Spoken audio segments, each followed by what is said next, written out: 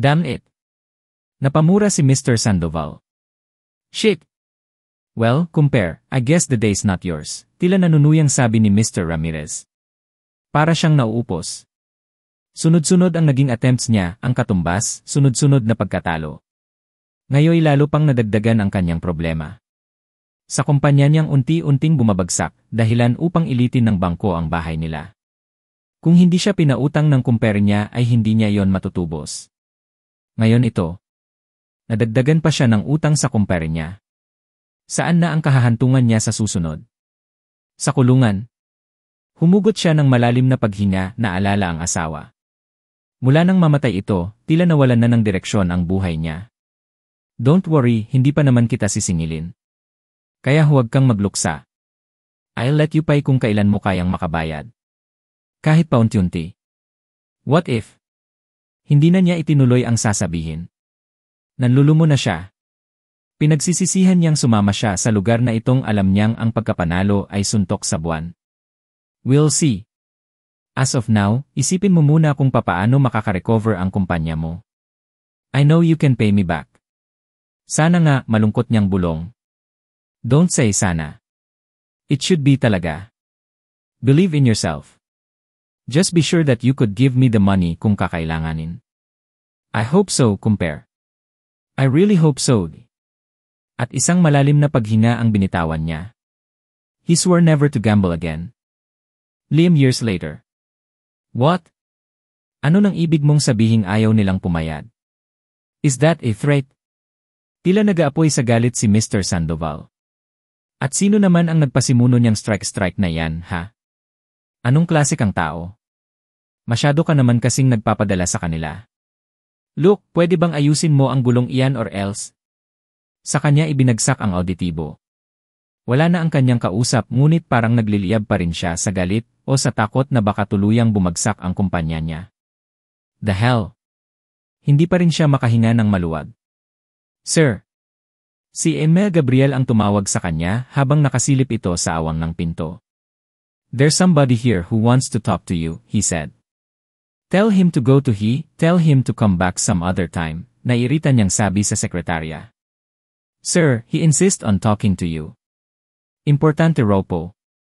Kung naghahanap or mag-apply siya ng trabaho, tell him we are going out of business. Wala nang pwesto sa kanya. But, sir, Emma Gabriel, I'm paying you to obey my orders at hindi para kulitin ako. Akmang magsasalita pa sana ito nang biglang bumukas ang pinto. Sorry to interrupt your conversation, paumanhin ng lalaking bumungad. Ayon sa nakikita ni Mr. Sandoval ay hindi ito isang basta-basta panauhin lamang. You may go now, Emma Gabriel. I'll handle this, taboy niya sa sekretarya. Have a seat, alok niya sa lalaki. Your secretary is undeniably beautiful, sir, puri nito makaraang makalabas ito. Hindi niya alam kung ano ang gusto nitong tumbukin sa sinabi. So what can I do for you? Siguro naman ay hindi ka nagpunta rito para lang purihin ang sekretarya ko. Wala akong panahon sa mga walang kakwenta-kwentang usapan. No need to worry, sir. Sinisiguro kong importante ang pag-usapan natin. Then go ahead, naiiritang sabi niya. Let me first introduce myself. I'm Ryder. Inilahad nito ang isang kamay. Ryder Ramirez. Ramirez, wala sa sarili niyang sambit at nakipagkamay sa lalaki. Alam na niya kung sino ito. So, how's your father? Napatikim ito at bumagsak ang anyo. Lily father. Died a couple of years ago. Oh, I'm sorry. Wala na akong naging balita sa kanya simula noong umalis siya. Anyway, do you know that your father and were the best of friends many years ago? I am aware of that, sir. So, what sent you here? Actually, sir, before Lily father died he already told me everything about you. He told me about, kaya ka pumunta rito ay para singilin ang pagkakautang ko sa ama mo. Iyon ba ang inihabilin niya sa'yo? No, sir. Hindi niya po ako inutusan. He was a nobleman, really. Noong una, akala ko pong iyon ang ipagagawa niya sa akin but it was wrong. Sa sinabi nitong iyon ay naibsan ang tensyong nakabaka sa kanyang mukha. Sinabi niyang tulungan ko raw po kayo kung magkakaproblema. At sa tingin ko ay tamang-tama ang timing ko. How? Does it matter, sir? Alam ko pong kailangan niyo ng tulong ko ngayon. Pero sir, this time, ang kabayaran ay may taning na. What do you mean? Nabanggit sa akin ng papa na ang tingin niyo maging sa tulong mula sa isang kaibigan ay charity, and you hate charity, kaya nga ipinilit ninyong bayaran pa rin ang halagang ibinigay ng papa kahit ang sabi niya ay huwag na. And since you want it that way, tumikim muna ito bago itinuloy ang sinasabi. I'm giving you 2 years to pay the amount I'll be lending you, excluding the amount you owed my father. Sabi niya ihuwag ko ng singilin yon. I'll lend you the amount you need. Kahit sobra pa. Susundin ko ang utos ng papa pero sa akin ang pera at gagawin ko ang dapat. Think about it, sir. Matagal siyang nag-isip bago nakasagot. You legally were able to pay only half of your debt, sir, tila nababagot na sabi ni Ryder. Makalipas ang 2 taon ay bumalik siya sa opisina ni Mr. Sandoval. Hijo, please. Don't take my company away from LA family. Ito lang ang tangi kong maipamamana sa anak ko. But sir, deal is a deal. We're talking business here. Alam ko. Pero unawain mo sana. Nag-isip ng matagal ang binata. Kabadong-kabado ang kanyang kausap sa paghihintay ng kanyang tugon. Nakasalalay sa kamay niya ang magiging kinabukasan ng kumpanya nito. According to the information received, mayroon pang isang negosyo ang asawa ninyo noon na ngayon ay pinalalakad na ng isa sa mga anak ninyo. Am I right, sir? Yes, nauutal nitong sagot. No. Kung binabalak mong kunin yon instead of this company, no, of course not. Napag-isip-isip ko pong yaman din lamang na ayaw ninyong ipambayad ang kumpanyang ito, at obligado akong tulungan kayo, hindi ko alam kung papayag kayo sa solusyon ko pero I think you should. Tell me. I'll marry your daughter na binabalak ninyong pamanahan ng kumpanyang ito. At least, you will be able to maintain ownership of this company, at hindi ko panalabag ang huling hiling ng papa. Tila naguluhan lalo si Mr. Sandoval. Natawa ito sa kanyang ideya. I can't believe that you'll sacrifice yourself. Magpapakasal ka sa isang babaeng hindi mo man lamang kilala o nakita. I thought you'd say that. I've seen your daughters. 2 lang sila, di po ba? At kambal pa. I can say that those daughters of yours are indeed lovely. San, well it doesn't matter. But I hope na maintindihan nilang para sa kanila naman ito. You know you really impress me. Hindi ko alam kung papaano ka nakakakuha ng mga impormasyong iyan. Money can really do miracles, ha? Biro nito sa kanya. Natawa lamang siya. Maniniwala ba kayo kung sasabihin kong may crystal ball ako, and I can see anything I want to see and know everything I want to know? Napatawa ang matanda sa simpleng sense of humor niya. Okay then, it's settled. Since ikaw na rin ang may ideya nito. At sa tingin ko naman ay wala kang magiging problema sa anak ko. What? Papa, how could you do this? Naiiyak na sabi ni Darius sa ama. Bigla na lamang humulagpos ang luha niya. Please understand, Hija. I have no choice. Besides, I can see that he is a good man. He'll make a good husband to you, even be the best, paliwanag ni Mr. Sandoval. How can you say that? Ano nang alam niyo sa ikaliligaya ko? I'm your father. Not simply because you're the father you already know everything. Pa, be reasonable. I am. Just did what I have to do and I know that it's the best for you. Nais niyang magwala at pagbabasagin ang mga vases na nakadisplay roon, ngunit ipinapaalala ng mga iyon ang nasira niyang ina at hindi niya magawang sirain ang mga natitirang alaala. Kung nandito lang ngayon si Mama, hindi rin siya papayag sa gusto ninyong mangyari. Stop it, singhan nito sa kanya. Pakakasalan mo si Ryder whether you like it or not. Bakit ako? Bakit hindi si Sandra? Pa, already have a boyfriend. Ano nang malay mo kung iyong si Jeffrey na nga ang talagang makakatuluyan mo? No one knows. Who knows kung in the future ay magkahiwalay rin kayong dalawa? Iyon ay dahil sa'yo, Papa. There is Alessandra. I won't let you do this, Papa. I won't. Promise you, won't. At binirahan na niya ng alis, padabog na pumasok sa silid niya, at halos pabalibag na isinara ang pinto. Napasalampak sa sofa ang hinahapong si Mr. Sandoval. Ayaw niyang saktan ang anak. Sinasabi na nga ba niya na magkakaganoon? Bakit hindi si Sandra? Paulit-ulit na umaalingaw-ngaw sa isipan niya ang sinabing iyon ng anak. Hindi maaari si Sandra, bagaman magkasing ganda ang mga ito, dahil kambal ang mga ito. Isa pa ay may pagkasalalaki kung kumilos ang dalaga. Hindi naman masabing tomboy dahil hindi naman iyon ganoon. Minsan niya ay naiisip niyang balakayo lamang iyon ng anak bilang pananggalang sa kung anumang kinatatakutan nito. Hindi niya maaaring ipakasal iyon kay Ryder, masyado ng malaking sakripisyo iyon para sa binata. O pa, anong nangyari sa inyo?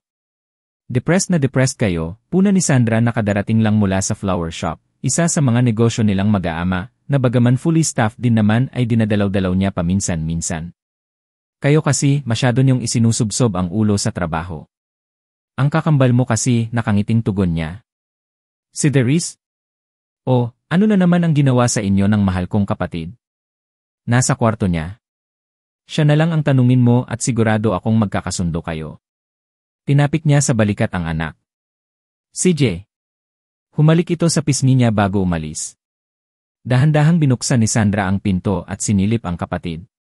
Nakahiga ito, nakatalukbong ng kumot at nakasubsob ang mukha sa unan. Pakiwari niya ay umiiyak ito. Akmang papasok na siya nang singhalan siya nito. Leave me alone. Nasa tinig nito ang paghikbi. Ngunit para siyang makulit na bata at kahit na itinataboy ay sige at dali-daling pumasok. I said leave me alone. At binato siya nito ng yakap-yakap na stuffed toy. Pati ba sa akin ay galit ka, malambing niyang tanong upang amuin ito. Umupo siya sa gilid ng kama nito. I hate him. I really hate him, umiiyak na sabi nito, ayaw pa ring humarap sa kanya. Sis, look at me please. Dahan-dahan itong humarap sa kanya at saka nakiupo na rin. Humihikbi pa rin ito. Bakit siya ganon? He's so unfair. Teka nga muna. Ano ba kasi ang nangyari? Kanina pa ako naguguluhan sa inyo. Bakit ba? Sis, ano nang gagawin mo kung bigla kang pilitin ni Papa na magpakasal sa isang lalaking hindi mo kilala? Ayoko nga. Kita mo na. Di lalo na akong may Jeffrey na. Hindi ka naman siguro isi-set up ni Papa kung hindi naman mabuting lalaki ang ipapakasal niya sa'yo. You're saying that dahil hindi ikaw ang nasa sitwasyon ko, Sandra. And besides, ano nang malay ko kung ano nang itsura noon? Paano kung pangit? Ayoko. Ayoko. Ayoko. Sunod-sunod na iling ang ginawa nito. Isipin ko lang na matapos kong sumumpa ng Edo, tapos you may kiss the bride na. Sa isang total stranger. Paano kung gwapo? Saglit itong natigilan. Ayoko pa rin. Mahal ko si Jeffrey. Ano nang malay ko kung mamahalin ako ng Ryder na yon ng tulad ni Jeffrey? Sa ganda mong yan, ewan ko lang kung hindi ka sambahin. Kahit na. Ewan ko nga kung ano nang pumasok sa isip noon at bigla na lang at basta-basta na lang nagpresentang pakasalan ako. Hula ko talagang ganoon siya kasama. Kasama ng ugali o kasama ng mukha. Pareho. Napatawa siya sa mga pinagsasabi ng kapatid. Siguro, kung ganoon din ang nangyari sa kanya ay magpatiwakal siya. At malamang ay mas grabe pa ang gawin niya. Sans, help me. Ayokong matali sa lalaking hindi ko mahal. Ano nung gusto mong gawin ko? Awang-awa siya sa kapatid. Okay, titingnan ko kung makikinig sa akin ang Papa. Nayapos siya nito. Thank you. The best ka talaga, Sans. Hindi niya malaman kung paano ito matutulungan. But she will do anything to help her sister. Hindi pumayag ang kanilang ama kahit ano pang pangungulit ang gawin ni Sandra. At dahil na rin sa sobrang kakulitan ay nalaman niya ang punot dulo ng lahat. At wala na siyang nagawa kundi ang sumangayon sa plano. But are you sure, Pa, na sigurado siya sa sinabi niya, paninyak niya? Perhaps. Ha? What do you mean perhaps? Kung ngayon pa ngang hindi pa sila na ikakasal ay neglect na niya ang kapatid ko, paano pa kung kasal na sila? Anak, kahit ano pa ang gawin mo ay wala ka nang magagawa. Kahit na mabago mo pa ang isip ko ay hindi mo na magagawang baguhin ang kay Ryder, dahil siya mismo ang may balak noon, kalmadong-kalmadong sabi ng ama. And besides, he's not neglecting your sister. Natapos na niya ang lahat ng dapat na ayusin sa kasal nila. Iyong araw na iyon na lamang ang hinihintay. 2 days na lang, Pa, ni anino niya ay hindi ko man lang nakikita, pati na rin ni Therese. Siguro, ganoon talaga kapangit yung rider na yon. Napahalakhak ang ama sa kanyang tinuran. You'll see, daughter, you'll see. Iiling-hiling na iniwan niya ito. Pupuntahan niya ang kapatid. Alam niyang drum-drum na naman ang iniluluhan nito sa silid nito. Tumpak ang kanyang hula nang makita niyang nagsisentimiento na naman ito. Sandra, malungkot na tawag nito sa kanya. Oh, umiiyak ka na naman? It's not yet the end of the world. For you? Pero sa akin, gumuho na ang buong mundo ko. Oh, Sans, please help me. I already did in a bestie. Sans, nakausap ko si Jeffrey. Hindi na niya ikinagulat ang sinabi nito. Alam niyang hindi pa rin nagbe-break ang mga ito sa kabila ng lahat. Sis, don't you think it's about time na mag-break na kayo ni Jeffrey? Paano na lamang kung malaman ng mapapangasawa mo? What does he care? Kasalanan niya. Isinubsob nito ang mukha sa mga palad at humagulhol ng iyak. Sis, tulungan mo ako. Paano? Hindi ko makumbinsi ang papa na itigil na ang kalokohang ito. Sans, ikaw na lang muna ang pumalit sa akin. What? Please. Tulungan mo ako. Ayoko sa kanya. Ikaw, wala ka namang commitment, pero ako. Kahit na. Sans, please, pagmamakaawa nito. Hindi naman alam ng lalaking iyon ang hitsura ko. He will never know the difference. Sa bagay ay may punto ang kanyang kapatid. Ngunit siya naman ang mapapahamak. You mean ako ang magiging asawa niya? Sa araw ng kasal magpapanggap kang ako. Then you'll live with him and see kung magugustuhan mo siya. Kung ganoon, di na ako makikipagpalit sa'yo. Pero kung di mo naman gusto, iiwan ko si Jeffrey and I'll take over. Mahirap gawin yon. Please. Please, please, please. No, matigas niyang tanggi. I'll help you any way can but not like that. Oh, please, Sans. I love Jeffrey and he loves me. He's even willing to take me away and willing to go, too, kung hindi ko lang inaalala ang papa. Inaalala mo ang papa kaya ako ang ipinapain mo. That selfishness, there is. Hindi naman kita ipinapain, eh. All I'm asking is for you to help me. Naiintindihan mo ba kung anong uri ng tulong ang hinihingi mo? Sisirain mo ang buhay ko. Punong-puno ng kapaitan ang huling pangungusap niya. Paanong masisira ang buhay mo, Sans, kung mahal ka niya? Nanlaki ang mata niya at tumawa ng bahaw. Alam nating lahat that it will be a loveless marriage, there is. Nagalok ng kasal ang lalaking iyon upang maningil ng isang utang. But what if, tura ng kapatid? He may but I don't. Wala akong gusto sa kanya. And please stop passing the responsibility to me, singhal niya. The two of you could fall in love eventually in the process. Give it chance, don't you give it chance, there is. Mahirap bang intindihin mahal ko si Jeffrey? At mahirap din bang intindihin ayoko ng gusto mong mangyari? I don't want that marriage, there is. I don't need it, stop pushing me into it because I won't yell. Sans. Stop it, there is. Pagsisisihan lang ng lalaking yon kung makasal siya sa akin dahil nungka ko siyang mamahalin. Nagpipigil na siya ng galit. Hindi na niya hinintay na sumagot ang kapatid, agad na siyang lumabas ng silid nito, humihingal siya sa sobrang galit. Hindi talaga niya mapaniwala ang naisip iyon ni Darius. Buong araw niyang hindi kinausap ang kapatid. Kahit kinabukasan ay hindi man lamang niya ito tinapunan ng tingin. Pinuna iyon ng papa nila, nagkibit lamang siya ng balikat samantalang nagtungo lamang ng ulo si Derese. Dati-rati sabay silang umaalis patungo sa kanya-kanyang trabaho. Siya sa flower shop at si Darius ay sa studio para sa pictorials para sa isang sikat na pambabaing magazine. Hindi biminsang sumagi sa isip niyang maaaring tumakas ang kapatid, ngunit pilit niyang iwinawaksi ang kaisipang iyon. She was very glad nang umuwi ng maaga si Darius, nadatnan niya ito sa bahay. Kinabukasan na mismo ang kasal. Bagamat hindi umiimik ay gumayak ito. Unti-unti nang nagdatingan ang mga caterers at nagsimulang ayusin ang hardin nila. Sa kagustuhan na rin ng ama nila ay sa bahay nila gaganapin ang reception na pinagbigyan naman ni Ryder. Simple lamang ang kasalang magaganap na dadaluhan ng mga piling panauhin. Napakaganda ni Darius sa suot nitong gown. Siya naman ay tatayong maid of honor. Kung titignan niya ang kapatid ay wala kahit anong emosyon ang mukha nito. Kahit kalungkutan ay wala, marahil ay nasimulan na nitong tanggapin ang nakatakdang kapalaran. Hangad niya na maging masaya ito sa piling ng magiging asawa. Sa loob niya ay nakadama siya ng habag para dito.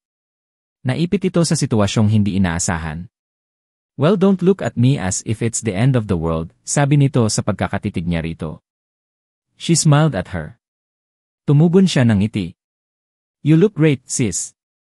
I always do, don't birong pagyayabang nito. Natawa lamang siya. Kahit saang ang bulo talaga niya tingnan ay hindi niya ito kakikitaan ng kalungkutan. She couldn't just imagine how Jeffrey must have taken it, I know. At nagyakap sila. Gusto pa sana niyang magusisa rito, ngunit minabuti niyang huwag na lamang at baka sa halip na maging maayos ang pakiramdam nito ay makadagdag lang sa problema.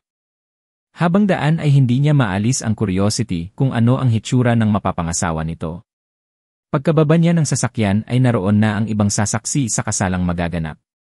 Ryder, Hijo, bati ni Mr. Sandoval na naunang bumaba ng sasakyan sa binatang naroon sa harap ng simbahan na naputol ang pakikipag-usap sa isa sa mga naroong panauhin. Mr. Sandoval. Masanay ka nang tawagin akong Papa, Hijo. Okay pa, nakangiting sagot nito. Nang mapansin siya nito ay bahagya lamang siyang tinapunan ng tingin at mumiti sa kanya.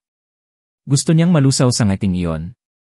It was a half smile dahil ang isang sulok lamang ng labi nito ang kumurba. Agad din itong binawi ang tingin nito na nabaling sa paparating na sasakyan. Elway brides here, anito. Tila may sumuntok sa dibdib niya sa pagkakabawing iyon ng binata. Ano pat tila naglimayon ang isip niya at tila robot na lamang siyang sumusunod sa mga nangyayari. She walked down the aisle yet wala roon ang isip niya at wala sa sariling tumingin sa groom who was also staring at her. His eyes seemed to bore through her whole body. Mali ba ang desisyon niyang hindi tulungan ang kapatid? Parang nakadama siya ng panghihinayang. Kinagalitan niya ang sarili sa pag-iisip ng gayon. Purely physical attraction, sabi niya sa sarili. The man was obviously handsome and tall, macho in a way na hindi naman pang wrestler ang build. Kahit sa malayo ay tiyak na agad na makaagaw ito ng atensyon. Mataman niyang sinusubaybayan ang buong seremonya. She couldn't help but imagine that she was the one being married. Tila nakikita niya ang sariling ikinakasal sa pagkakatingin niyang iyon sa kapatid. She held her breath when the ceremonies were about to end. And she felt so relieved when she saw how Ryder kissed her sister. It was just a split-second kiss. Ano ba ang in-expect niya sa isang wedding kiss? French kiss. Ewan niya pero sa tingin niya sa lalaking ito ay isang expert kisser. Weird pero para siyang sinasakal ng maisip niya ang kapatid at si Ryder sa isang carnal kiss. Every reception ay nagsaya ang lahat para sa mga bagong kasal. Hindi niya magawang makihalo sa saya ng mga bisita. Isang tao ang nakapukaw ng interes niya sa mga naroon. Si Jeffrey. Bakit ito naroon? Manggugulo ba ito? Napansin niya ang uneasiness nito. Then she saw the lovers' eyes meet. At sumunod ay nakita niyang may ibinulong si Deris kay Ryder na sa tingin niya ay nagpaalam dito at nagdumaling lumakad patungo sa loob ng bahay. Nang balingan niya ng tingin si Jeffrey ay itinaas nito ang wineglass na hawak to a toast, then nararelay smiled at her before finishing it to the last drop. Tumayo ito at alam na niya kung saan ito tutungo. Hindi na niya nagawang tugunin ang pagngiti nitong iyon. On instinct ay dali-dali siyang tumindig at nagtungo sa loob ng bahay. Hinanap niya sa kabahayan si Deris. Naghinala na siya sa gagawin yon. At napatunayan niya ang hinala nang mapagbuksan niya si Derese sa kwarto nitong na-jempake ng mga damit. Deris, sigaw niya. Ano nang ibig sabihin nito? Sita niya ritong bahagya lamang na natigilan sa biglang pagdating niya. I'm sorry, Sans. I'm leaving, tipid na sagot nito. Kaya ba narito si Jeffrey? Kakakasal mo pa lang. I'm leaving him to you, putol nito sa sasabihin niya. What? Bulalas niya, hindi na niya nasundan iyon dahil bigla may nagtakip ng panyo sa kanyang ilong mula sa likuran. I'm sorry, Sans. Iyon ang huli niyang narinig bago siya nawala ng ulirat. Ibang silid ang nabanaagan niya nang iminulat niya ang mga mata. Agad siyang napabalikwas ng bangon upang tiyakin ang hinala. Malakas siyang napasinghap nang bumaba ang kumot at doon lamang niya napagtantong wala siya ni isa mang kasuotan. Lalo pa siyang nahintakutan nang mabalingan niya ang nahihimbing na si Ryder. Nakatalikod ito sa kanya, his upper body bare, at hindi na niya gustong malaman kung pati pangibaba ay wala ito. Oh, in my God, mahina niyang sabi. This can't be. Hindi niya maubos na maisip na may nangyari sa kanila ng lalaki. No, bulalas niya nang makita ang wedding gown na suot ni Darius na nakalatag sa sofa. Hindi niya alam kung ano ang nangyari. Paano siya nito nakuha nang hindi niya napansin o nagising man lang? Ngunit tila may naalala siyang nangyari kagabi. Akala niya ay panaginip lang. Mahal kita, Ryder. I love you. I love you. Iyon ang mga naaalala niyang pinagsasasabi niya kagabi sa akala niyang panaginip. Hindi niya akalaing totoo na pala ang mga nangyaring halik ni Ryder. Totoo na pala iyon. Come on, Sandra, search your mind, bulong niya sa sarili. Pilit niyang inaalala kung talagang may nangyari sa kanila ni Ryder pero wala. Wala siyang maalala. Narinig niyang umungol ito at dagli niyang hinugot ang kumot upang takpan ang kahobdan. Humarap ito sa kanya at bahagyang iminulat ang mga mata. You're awake. His voice was husky from sleep at tulad niya'y bumangon na rin ito. Kumusta na ang pakiramdam mo? Bakit ako naririto? Iyon bagkus ang lumabas sa bibig niya. This is in my house at ngayong asawa na kita ay bahay mo na rin. Saan mo ba in-expect na tumira? Sa bahay niyo pa rin? Paliwanag nitong puno ng amusement ang tinig. Pero paanong? Nalilito pa rin siya. If what you mean ay kung paano ka nakarating dito, simple. I carried you here, nakangiting sagot nito. Hindi mo naman sinabi sa aking masamang-masama pala ang pakiramdam mo. Sabi mo, iinom ka lang ng aspirin. Kung di pa sa kapatid mo ay hindi ko pa malalamang nag-collapse ka. Tila nais niyang totoong mawalan ng malay sa mga sandaling iyon. Nalilito siya dahil taliwas sa totoong nangyari ang isinalaysay nito. Iisa lang ang malinaw sa kanya ngayon, her twin double-crossed her, at hindi niya lubos na maisip na magagawa nito iyon sa kanya. Gustuhin man niyang magalit ay para ano pa. Look, hindi na niya naituloy ang sinasabi nang walang ano-ano'y mabilis na napaglapit ni Ryder ang mga labi nila. She was stunned. Wala pang nakahalik sa kanya sa tanang buhay niya and this man was expertly kissing her. Napatunayan niya ang assessment niya rito noong una. She wanted to kiss him back with equal expertise but she didn't know how. Open your mouth, love, sabi nitong hindi tumitigil ng paghalik sa kanya. She did, hindi niya alam kung paano siya nito napasunod but she did. And she heard him moan, before she knew it, tumaas na ang kamay niya to his chest. Nakaramdam siya ng kawalan ng iwan nito ang mga labi niya. His kiss trailed downward to her neck, then down to her breast. Gusto niyang ibalik sa katinuan ang pag-iisip pero hindi niya magawa. Halo-halong damdamin ang umiiral sa kanya at mga di maipaliwanag na sensasyon ang gumagapang sa buo niyang katawan sa ginagawa nitong iyon.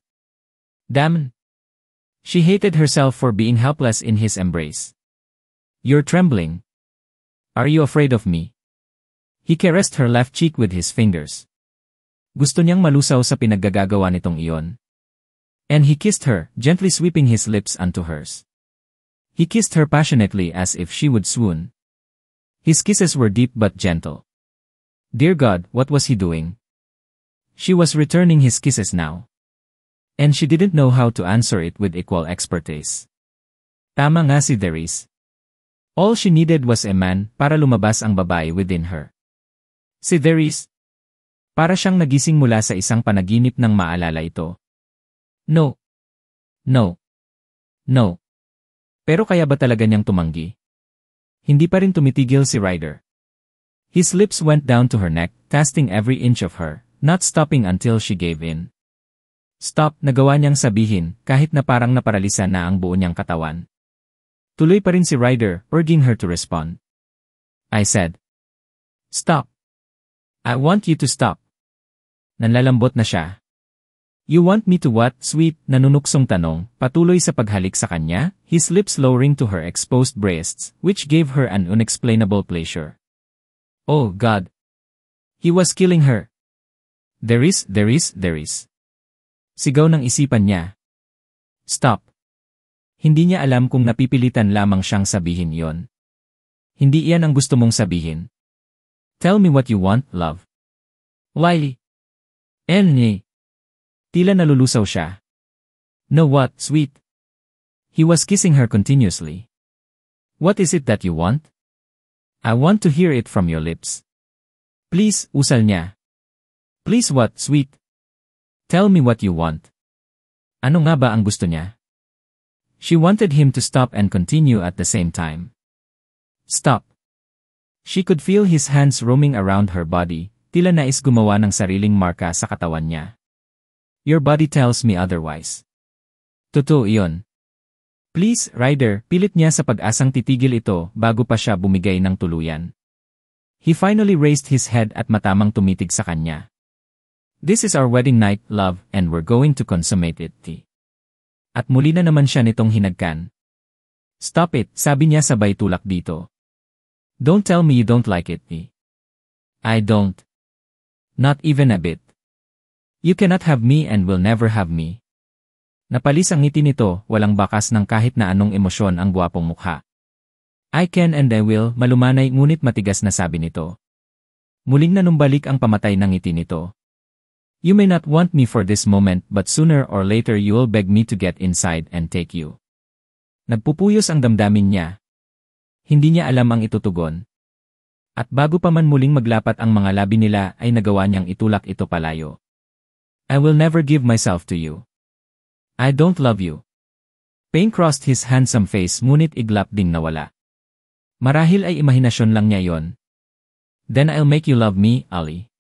In any and every way I can, kahit gaano katagal, I'm willing to wait. His face was soft, walang bahid ng galit sa ginawa niyang lantarang pahayag ng disgusto rito. Tumayo ito at nagtungo sa banyo, uncaring if he walked naked.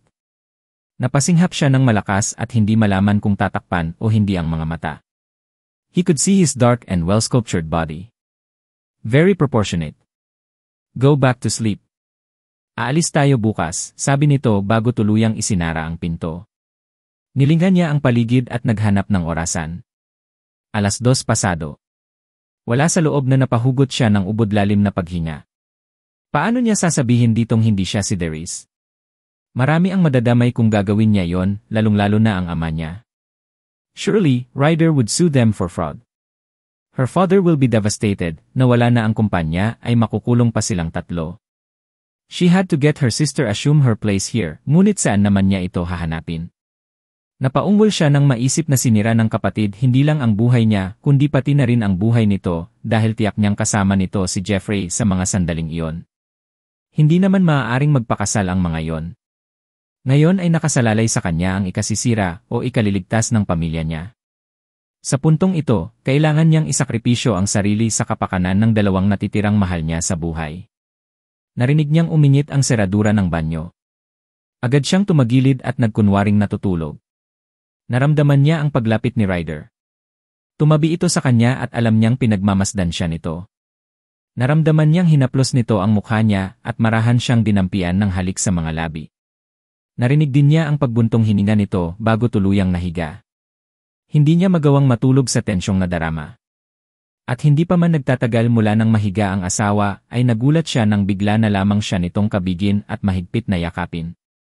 He kissed her shoulder and murmured on her nape and neck. I love you, Ali. At pagkatapos ay marahan nitong paghinga ang sunod niyang narinig. Lalo lamang nagbuhol-buhol ang isip niya sa sinabi nito, huwag nang idagdag pa ang kanyang damdamin. Ayaw muna niyang mag-isip, ang bisig ng asawang nagbibigay sa kanya ng kapanatagan, kahit pansamantala lang ang nais niyang pagtuunan ng pansin. She savored the moment being wrapped in his arms. Nakatulog siya, nakakulong sa mahigpit na yakap nito. Nagtungo sila sa Venice para sa kanilang honeymoon na sa pagkakaalam niya ay malaon nang naganap ng hindi man lamang niya nalalaman. But they spent their honeymoon touring. Just touring. Ryder didn't even dare to force her again like on their first night. Masaya na siya ng ganoon. Ryder was very considerate and so loving. Nalibot na nila ang magagandang lugar sa Venice and she felt so romantic. She must admit na sa mga sandaling yon, kapiling si Ryder, she was starting to fall for him. Ngunit paano kung mabuntis siya? He had once took her without knowing it, could it be possible? Naku, Alessandra, ano ba itong gulong na pasok-pasok mo? Sumbat niya sa sarili. Paano kung malaman ni Ryder na nagpapanggap lang siya bilang si Darius? Tiyak niyang magagalit ito.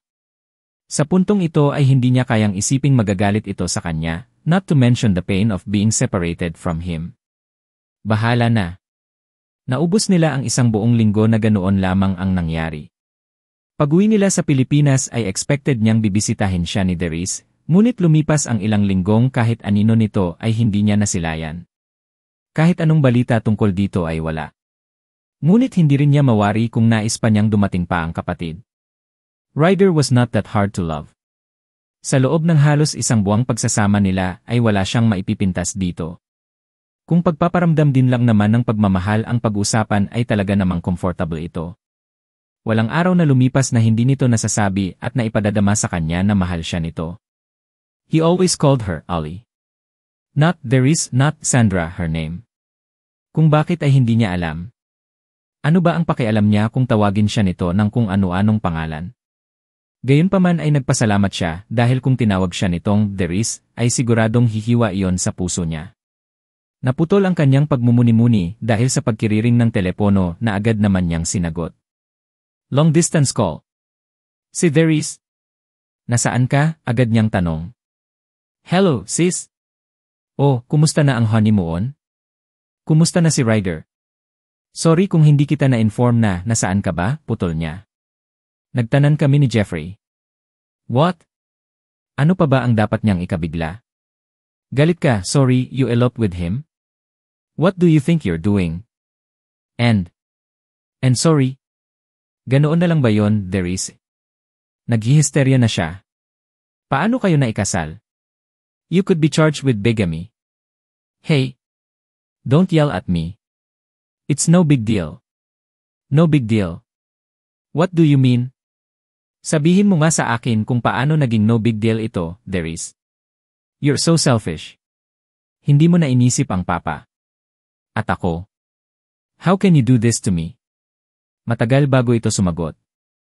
You're Ryder's legal wife now, Sans. No. Tila nawala ng dugo ang mukha niya. Hindi ko maintindihan, what's the difference, Sans? He loves you, at ngayon ay kailangan kong mabuhay kasama ang lalaking inaakalang ako ang mahal. Ikaw ang kasama niya, Sans. Kung mayroon mang mahal si Ryder, ikaw iyon at hindi ako. This is unfair, Darius. Alam mong hindi ko mahal si Ryder. Kung bakit niya nasabi iyon ay hindi niya alam samantalang sa kaibuturan ng puso niya ay alam niyang mahal niya ang lalaki. Di pa man nagsisimula ang lahat ay ikaw na ang gusto niya. Ikaw ang gusto niyang pakasalan. Paano na lang, bye, sis? He loves you very much, believe me. At naputol na ang kabilang linya bago pa niya naituloy ang sinasabi. Ano ba ang ikinatatakot niya? She was Ryder's legal wife now and he wouldn't know the difference unless sasabihin niya. Or neither is.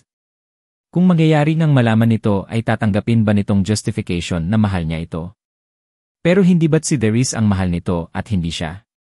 Paulit-ulit mang sabihin ni Darius na siya ang mahal nito ay alam niyang sinasabi lamang iyon ng kapatid upang mapahinuhod siya. Ngunit lagot siya kung sakaling malaman nitong hindi si Darius na inalok nito ng kasal ang nakuha niya kundi siya. Siya na isang impostor.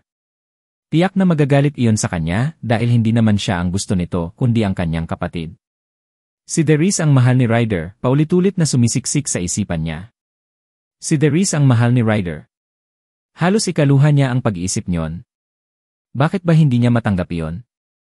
Nangingilid na ang luha sa mata niya, ngunit agad din niyang pinahid nang marinig niyang may pumaradang sasakyan sa tapat ng bahay nila. Kumain ka na ba? Bungad na tanong ni Ryder sa kanya. Galing ito ng opisina. Hindi niya nagawang sumagot, umiling na lamang siya. Magbihis ka, lalabas tayo, utos nito sa kanya. Saan? Hinihiling niyang sana'y hindi nanginginig ang boses niya. Ayaw niyang mapansin nitong galing siya sa pagluha. Nagkibit balikat ito. I made reservations. Nakaramdam siya ng pagkairita. Saan nga?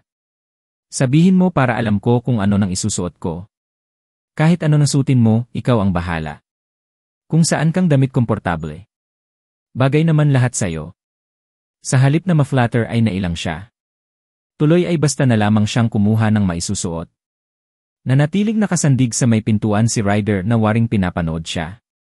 Nakahalukip-hip ito at may anong ngiti sa mga labing tila babatang tuwang-tuwa sa kapapanood sa kanya. Are you going to watch me or what? Naroon pa rin ang pagkailang sa tinig niya. Bakit, nahihiya ka bang makita ko kung paano ka magbihis? Hindi. Tinatagan niya ang tinig upang mapagtakpan ang pagkapahiya. Ayoko lang kasing may nanonood sa kung anumang ginagawa ko. Naasiwa siyang magbihis sa harap nito. Sa loob ng halos isang buwang lumipas na magkasama sila ay hindi siya nagbihis sa harapan nito. Lagi siyang pumapasok sa bathroom at doon nagbibihis. Hindi naman ito nagrereklamo, puwera lang ngayon. Siguro ay sinadya na nitong planuhin ang lakad nilang iyon. Minsan talaga ay hindi niya masundan ang takbo ng isip nito. Basta na lamang siya nakikisakay. Siguro ay dahil nagpapanggap lang siya. O baka naman talagang bumigay na siya. Hindi. Tanggi ng isip niya. Kailangang pigilan niya ang umuusbong na damdaming iyon. Tiyak niyang magpapalala lamang iyon sa sitwasyon.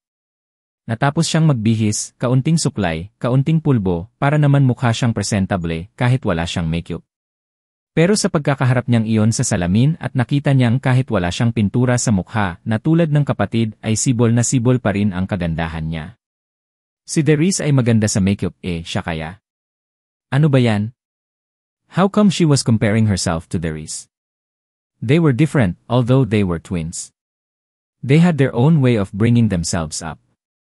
Bumaba na siya sa sala kung saan nakaupo si Ryder sa couch na mukhang nagpapahinga. Sapo nito ng isang palad ang noo at nakapikit ang mga mata. Nainip yata sa kahihintay sa kanya. Tila nakaramdam siya ng awa dahil pansin niyang pagod ito. Nang maramdaman nito ang presensya niya ay agad itong tumindig. Waring namangha ito at tiningnan siya mula ulo hanggang paa at pabalik. Oh, bakit? Ayaw mo ng suot ko? Akala ko ba kahit no you look? Nagalis ito ng bara sa lalamunan bago muling nagsalita. Fine. Ano ba kasi ang suot niya?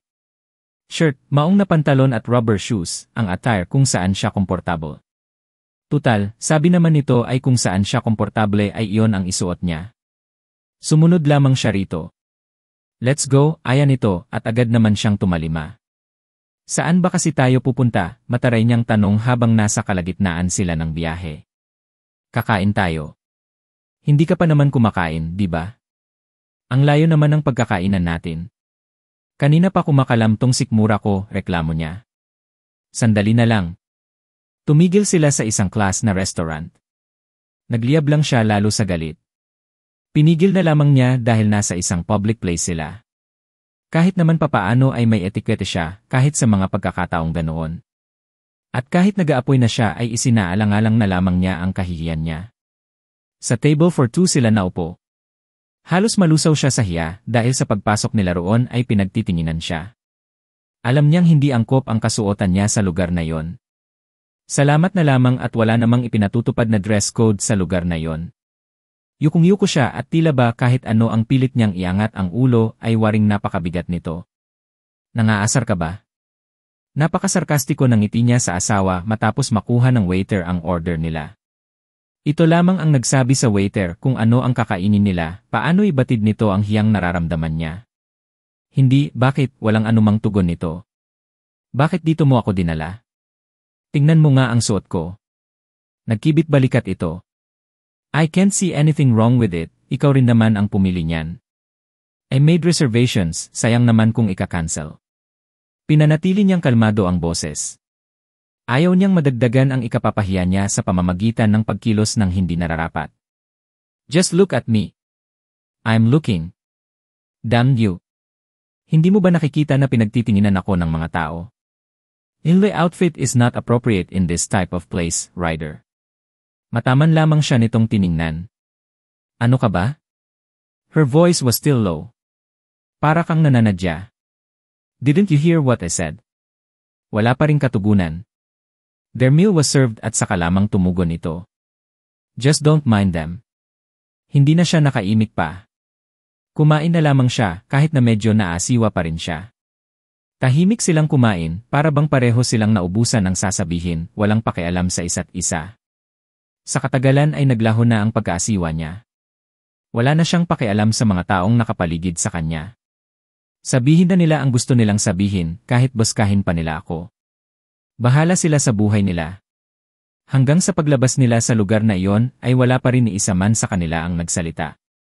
Saan mo gustong pumunta? Basag ni Ryder sa katahimikang matagal na naghari sa kanila. Kahit saan, tipid niyang sagot. Nagkibit balikat ito at sinimulang paandarin ang sasakyan. Tila alam naman nito kung saan siya dadalhin. Malayo ang biyahe, palibhasa ay gabi na ay nakatulog siya sa sasakyan, walang pakialam kung saan mang lumalop na daigdig siya nais dalhin ng asawa. Hindi naman kasi siguro siya pagsasamantalahan nito, at kung saan na lamang iwan. Nagising na lamang siyang nakahiga sa isang malambot na kutson, sa isang silid na hindi niya malaman kung kanino. She was very certain that it was definitely not their room. Si Ryder. Kaya naman pala pakiramdam niyang malaki pa ang space sa kama gayong hindi naman ito ganoon kalaki. Wala ito sa tabi niya. Mag-isa lamang siya sa silid na yon. Hindi niya alam kung bakit ngunit parang kulang. Parang total emptiness ang pakiramdam niya nang mapagtanto niyang wala ito sa higaan. Siguro ay nasanay siyang laging katabi ito sa pagtulog. Dali-dali siyang bumangon at lumabas ng silid.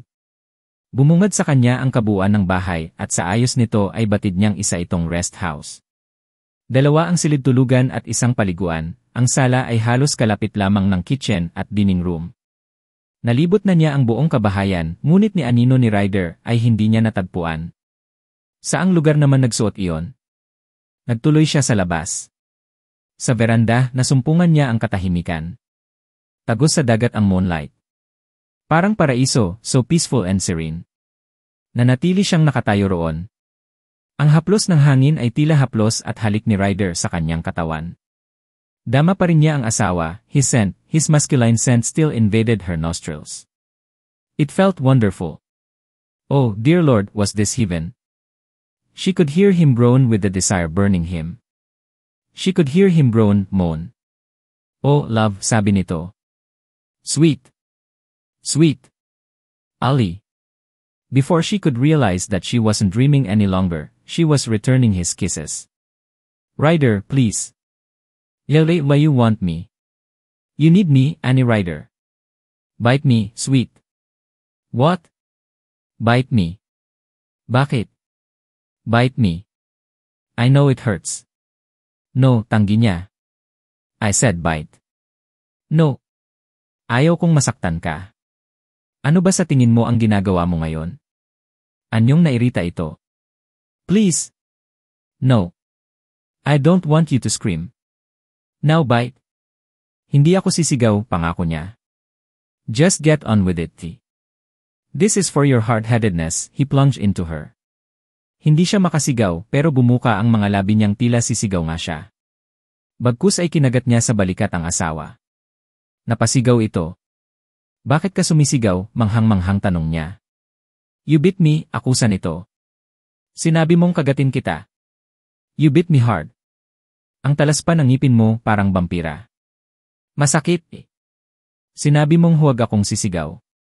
So I bit you instead. Ngunit agad siyang natigilan. Masakit. Masakit. Bakit masakit? Di ba masakit lang iyon kapag first time? Ang ibig sabihin. Virgin pa ako. Hindi siya makapaiwala sa nalaman. Iniangat ni Ryder ang ulo mula sa lig niya, ni hindi man lamang niya napansin kanina pa pala siya pinaliliguan nito ng halik. Nakangiti ito sa kanya na animoy nakakaloko. I thought alam mo dahil hindi ka naman nagrereklamo. Pinaniwala mo akong no. I didn't make you believe. Inisip mo lang iyon. But in truth, ngumiti na lamang ito ng makahulugan. At muling inilapat ang mga labi sa lig niya. Muli itong pumaibabaw sa kanya. Oh, sweetheart, you just don't know how hard I fought for control for so long. Oh, Ali, love. Henry Ali, bigkas nito sa pagitan ng mga halik. You played a nasty joke on me. You. That's unfair. Naputol ang sasabihin niya nang maramdaman niyang muli ang pagangkin nito sa kanya. Hindi niya inakalang mapapaungol siya ng dahil doon. Naisip niyang bawiin yon, ngunit alam niyang huli na at hindi na maaari dahil narinig na yon ng asawa. Ryder. Ali, usal nito sa pagitan ng pagbuga ng hininga. Say you're mine, Ali, say it. Yes. Ryder. Hindi niya alam kung ano ang gusto niyang sabihin. I'm sorry kung inakala mong may nangyari noong kasal natin. Oh, love, you're so innocent. Kung alam mo lang kung gaanong kontrol ang ginawa ko para hindi ko gawin ito sa'yo. To make you completely mine. Kung alam mo lang kung gaano kahirap na magkasya na lang sa pagyakap at paghalik sa'yo, gabi-gabi samantalang nasa akin ang lahat ng karapatan, mahabang litanya nito. Bakit? You are so resentful. I was so hurt nang sabihin mong hindi mo ako mahal at hindi magagawang mahalin. Nagbaka sakali ako ngayon. Baka kahit paano ay natutuhan mo na akong mahalin. Hindi siya nakasagot. Ramdam niya ang pag-asam sa tinig nito.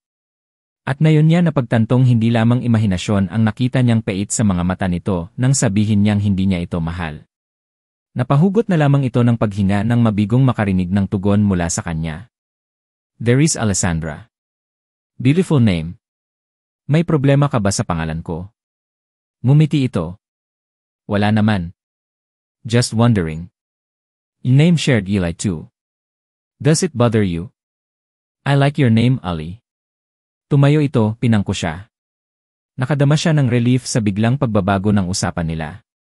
Hindi pa siya handang pag-usapan ang tungkol sa nararamdaman niya bagaman mahal na mahal niya ito.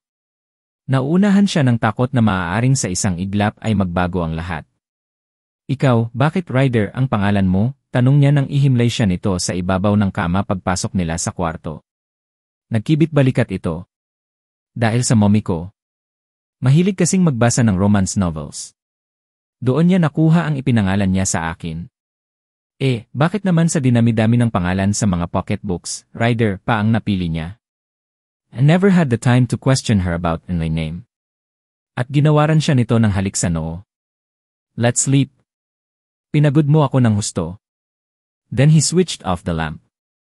Nais man niyang pigilan ito ay hindi na niya itinuloy. Binalot na lamang niya ang sarili niya sa kumot. At dahil pareho silang hubad sa ilalim ng kumot ay ramdam na ramdam niya ang pagkakadikit nito sa kanya. Dahil marahil doon ay naramdaman niyang yakap siya nito ng buong higpit, na para bang ayaw na siyang pakawalan. Nagsumiksik na lamang siya rito at ginawang unan ang bisig nito. Matagal ng pagmumuni ang nagawa niya bago pa man siya dalawin ng antok. Marami pa siyang nais itanong at usisain sa asawa. Paano pa niya matatanong kung tulog na ito? Maraming misteryo ang bumabalot sa buhay nito at nais niyang malaman kung ano ang mga iyon. Marami pa siyang dapat malaman. Pero sa mga sandaling iyon ay mas gusto niyang alalahanin na lamang ang mga matatamis na sandali sa piling nito ng pagpapahayag nito ng damdamin kanina na ang bawat salita ay para sa kanya. Hindi kay Darius. Gusto niyang papaniwalain ang sariling siya si Darius Alessandra at hindi si Darius Alessandra. Wala munang Darius kahit pansamantala lang. Kahit pansamantala lang ay iisipin niyang siya ang mahal ni Ryder. Sa gitna ng isang malalim na pag-iisip ay walang ano-ano'y tulad na rin siya ng asawang nahihimbing. Kailan tayo uwi? Tanong niya kay Ryder kinaumagahan habang nag-aalmusal. Ngayon niya napagtuunan ng pansin ang isang bagay na sa simula pa lang ay umuukilkil sa kanyang isipan. Ang kanyang ama. Wala itong kamalay-malay sa mga nangyari, ang pag-switch nila ng pwesto ni Darius.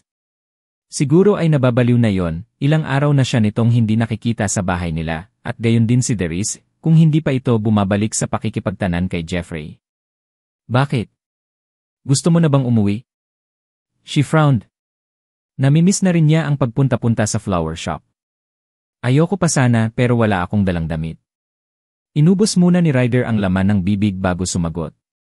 Kung gusto mo, uwi muna ako, then ikukuha kita ng damit. In the meantime, kung gusto mong maligo at magpalit ng damit, you can use Enray shirt at iyong shorts kung nandoon sa kabinet. Hindi siya tumugon sa ideya nito. Hintayin mo na lang ako rito. I won't be long, anito. Tumango lamang siya dahil punong-puno ng pagkain ang bibig niya. And so it was settled. Malapit ng dumilim ay wala pa rin ang magaling na si Ryder. Naroon siya ngayon sa may dalampasigan. Kanina pa siya roon, naghihintay sa asawa, nagsisimula ng umihip ang malamig na hangin. Dahil maluwang sa kanya ang suot na shirt at basketball shorts, tuwing umiihip ang hangin ay pakiramdam niya ay wala siyang suot dahil nanunuot ang hangin sa balat niya at tila nagwawagayway ang damit niya. Naupo siya sa isang malaking bato habang pinapanood ang araw sa paglubog nito. Patuloy ang isipan niya sa paglalayad. Magaan ang pakiramdam niya sa lugar na yon. Ang kaninang kaba at takot ay wala na. Takot? Takot marahil na maaaring hindi na siya balikan ni Ryder. Baka tuluyan na siyang iniwan doon. Mag-isa. Iniwan. Dapat ay handa na ang kanyang sarili kung sakali mang isang di inaasahang pagkakataon ay dumating na ang araw na kinatatakutan niya. Ang araw na iiwan niya si Ryder, o hindi kaya ay siya ang iwanan nito, kung malaman nitong nilinlang lamang nilang magkapatid ito. Kaya ba niyang harapin ang galit nito? Huli na kung ngayon pa niya sasabihin dahil nakuha na siya nito. Bakit ba napakatanga niya upang hindi malamang isa pa pala siyang birhen? Kung sana noon ay mas madali pang tanggapin ang lahat. Kahit na ang paniniwala niya noon ay naangkin na siya nito ay okay lang. Dahil hindi magiging masakit sa kanyang tanggapin ang lahat, dahil wala naman siyang maalalang matatamis na sandali, hindi tulad ngayon. Dahil nararamdaman niya ang labis-labis na pag-ibig, kung paano magmahal ang isang Ryder Ramirez. Ryder, Ryder, bulong niya sa hangin, kasunod ang mahinang paghikbi. Calling for me, princess, anang pamilyar na husky and deep voice. Kunway sumimangot siya bago humarap dito. Bakit ngayon ka lang, singhal niya rito? Well, did you miss me, panunukso nito? Of course not. Defensive ang tono niya. Liar, he murmured sweetly and huskily, smiling at her. Sinong tinatawag mong sinungaling? Be careful with your words, Mr. Ramirez, sarkastikong sabi niya. I'm not a liar and I don't intend to play games at this moment. Liar. He continued teasing her. Stop it. I told you I'm not a liar. Madali nitong nadugtungan ang sasabihin niya. If you're not a liar and you're not lying, bakit defensive ka? Umatras siya ng isang hakbang. I'm not being defensive, anya, pinakakalma ang tono. Gusto ko lang sabihin sa iyong hindi ako sinungaling and have nothing to lie about. Pero sa totoo lang, nang mga sandaling iyon ay napupuno ng kasinungalingan ang mga salitang lumalabas mula sa bibig niya. Then tell me the truth, sweet, don't lie to me. Lumapit ito ng bahagya sa kanya. Anong truth? Sinabi ko na, I have nothing to lie about. Kaya nga gusto kong sabihin mo sa akin ang totoo. Ayaw kong nagsisinungaling ka pa sa akin. Anong katotohanan ang sinasabi mo? Bumubundol ang puso niya sa kanyang dibdib. Oh, now, don't lie. Alam mo kung ano nang ibig sabihin ng katotohanan, giit nito. Sa sarili niya ay alam niyang nais lang siya nitong hulihin. Kailangan niyang depensahan ang sarili, kailangang makaisip siya ng dahilan upang hindi siya nito mahuli sa tunay niyang damdamin. A little more teasing ay bibigay na siya. I told you, Ryder, I have nothing to confess. Pero ikaw, marami kang ipapaliwanag sa akin. Nagtataka ang buong anyo nito. Now, don't give me that look, nang uyam niyang sabi. Teka nga. Binabaligtad mo naman reklamo nito. No, maraming bagay ang gusto kong liwanagin mo. Nagkibit balikat ito at naupo sa malaking batong katabi ng kinaupuan niya. Okay, shoot, kalmadong sagot nito. Bago siya nagsimulang magusisa ay pumwesto muna siya upang magkalapit dito. Bakit mo ako pinakasalan? Diretsong lumabas mula sa bibig niya ang mga salita. Tila ikinabigla nito ang sinabi niya ngunit agad din itong nakabawi. Dahil sa dalawang rason. Una ay dahil gusto kong tulungan ang papa mong makabawi sa pagkalugi, pangalawa ay dahil hindi nagawang tumupad ng papa mo sa deal namin. Iyon lang. Bakit? Ano pa ang gusto mong isabot ko? Ha? Hindi, ang ibig kong sabihin ay kung bakit mo naman naisip na ang kabayaran ay ang pakasalan. Ako? Sinabi ko na ngang iyon ang dahilan, ano pa ba ang gusto mong marinig? Na. Mahal kita. Pinamulahan siya ng mukha sa tinura nito. Hindi niya malaman kung paano makakabawi. Ha? Hindi iyon ang ibig kong sabihin na walang bigla sa isip niya ang mga salita. Ibig mong sabihin, handa kang magtake ng risk na magpakasal sa isang babaeng total stranger sa'yo. Ano nang ibig mong sabihin? Naguguluhan na siya. Look at me, anito. Don't you remember anything? Nalilito na siya sa mga sinasabi nito. Sa halip na maliwanagan siya ay nadagdagan lamang ang pagkalito niya. Huwag mo ngang paguluhin pa ang usapan, inililigaw mo ako. Naaalala mo noong nasa States ka, sa ospital. Kayong dalawa ng kapatid mo. Kumunot ang noo niya. Sa ospital. Tila may isang kutsilyong tumarak sa dibdib niya. Nanumbalik sa kanya ang alaalang iyon. Mapait ang pangyayari noong 6 na taong gulang pa lamang sila ni Derese. Ayaw na sana niyang maalala iyon ngunit heto si Ryder, nagpapaalala na namang muli sa kanya yon. Sa isang ospital noon sa Amerika isinugod ang mommy nila. Nakaramdam ito ng birth spasm habang in-enjoy nila ang kanilang bakasyon. Mahina ang puso nito at critical ang nangyaring pagbubuntis nito. Alalang-alala ang kanilang ama dahil muntikan ng ikasawi ng mommy nila ang pagpapanganak sa kanila ni Therese. Hindi inaasahan ang pagbubuntis nito, maliban sa kagustuhan nito, at ng ama nilang masundan pa silang magkapatid. Pero pinagpayuhan ang mga itong mag-ingat dahil siguradong magiging delikado ang susunod na pagbubuntis ng mommy nila. Nasa operating room ito noon at sila ni Therese ang nagbabantay rito. Ang ama nila ay inaayos ang hospital bills matapos masiguradong inaasikaso na ng mga manggagamot ang mommy nila. Umiiyak noon si Therese habang siya ay nakaupo lamang sa tabi nito, pilit na pinatatag ang dibdib sa maaaring mangyari sa mommy nila. Pinigil niya ang mga luhang nagpupumilit na sumungaw sa mga mata niya. Hanggang maaari ay ayaw niyang umiyak. Sana ay naging lalaki siya para hindi siya ganoon ka-emosyonal, isang lalaking matatag ang dibdib sa anumang bagay. I'll be brave, Mom, just like what you wanted me to be, promise, sabi niya noon sa sarili. Are you crying? Tanong ng isang batang lalaki, agad na nilapitan si Therese. Sa tantiya ni Sandra ay mas nakatatanda ito sa kanila. Where are your parents? Tanong nito sa kanila. Itinuro ni Therese ang operating room, patuloy sa paghikbi. Inooperahan ang mommy namin.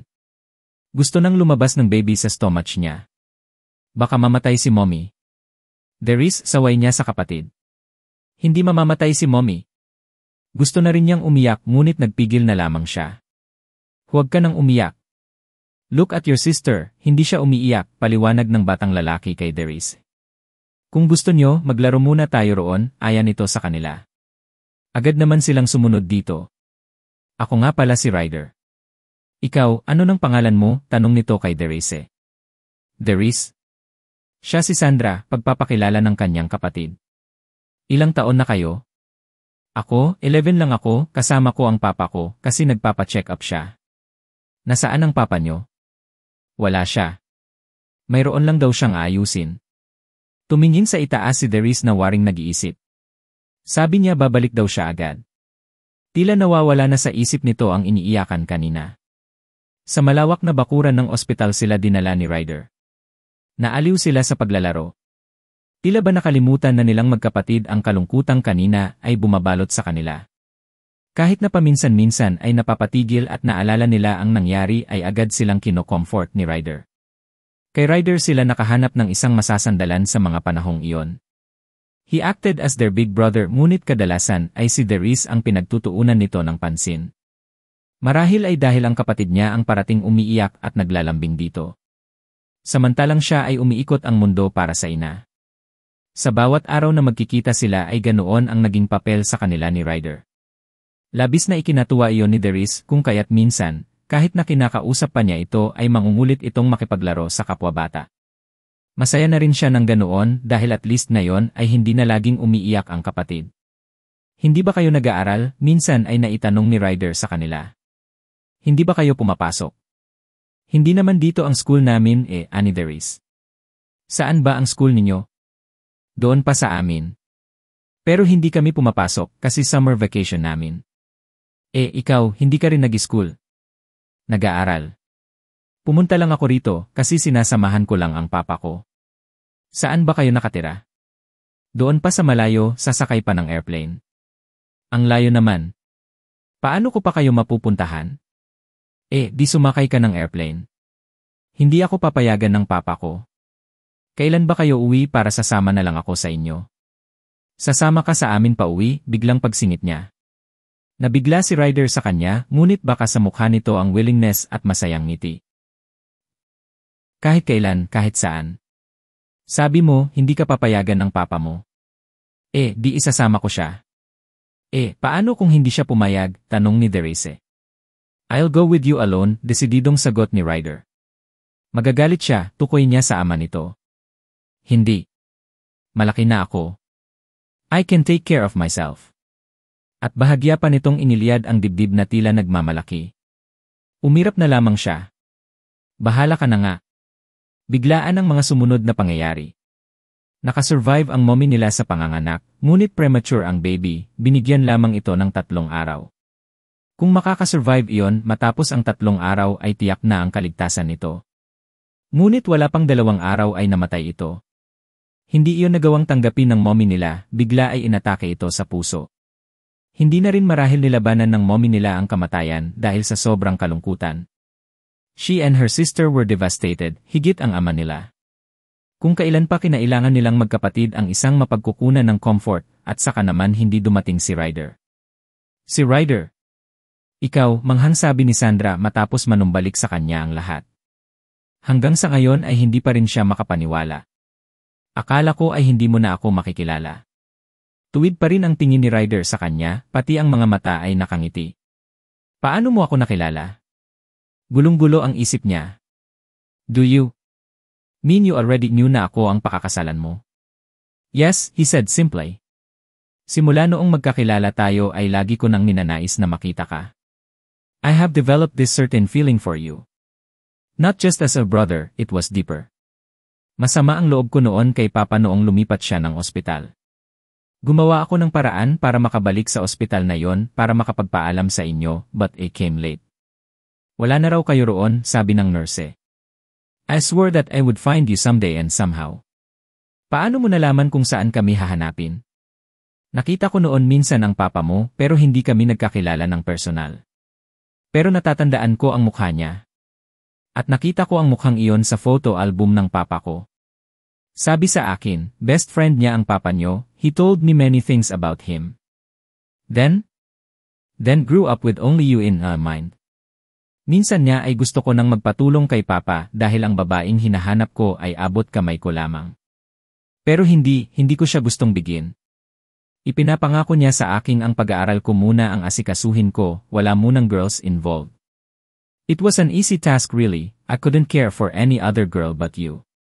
Magsisinungaling ako kung sasabihin kong noong mga panahong iyon ay natupad ko ang pangakong iyon kay Papa.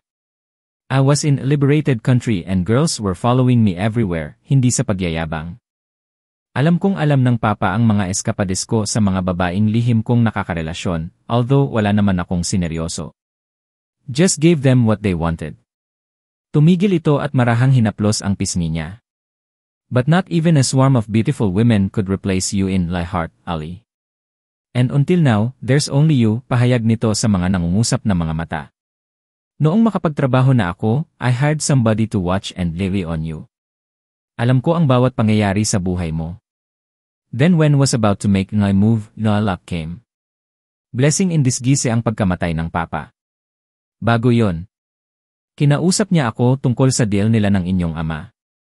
Noon ako nagsimulang magplano. Bahagi niyon ang pagpapakasal ko sa'yo. You mean, pinakasalan mo talaga ako dahil sambit niyang hindi makapaniwala. Yes, tumayo ito at lumapit pa sa kanya. I married you because I love you. Then, now, and forever. He leaned and kissed her. Ngunit hindi niya tinugon ang halik nitong iyon. She was shocked at the truth. Pain struck her heart.